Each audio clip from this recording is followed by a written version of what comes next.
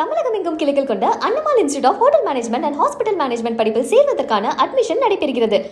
உடல்நலக்குறைவு காரணமாக அமைச்சர் காந்தி ராணிப்பேட்டை சிஎம்சி மருத்துவமனையில் அனுமதிக்கப்பட்டுள்ளார். இதுகுறித்த கூடுதல் விவரங்களை செய்தியாளர் ஜான் பிரிட்டோ வழங்க கேட்கலாம்.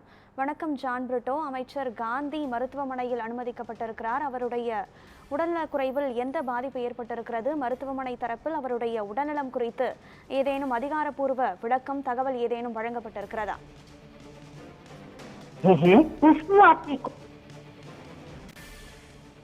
தமிழ்நாடு கைத்தறி மற்றும் துணிநூல்துறை அமைச்சருமான ஆர் காந்தி கடந்த 3 தினங்களாக உடல்நலக்குறைவு காரணமாக பாதிக்கப்பட்டிருந்த நிலையில் வேலூர் சிஎம்சி மருத்துவமனையில் சிகிச்சைக்காக அனுமதிக்கப்பட்டுள்ளார்.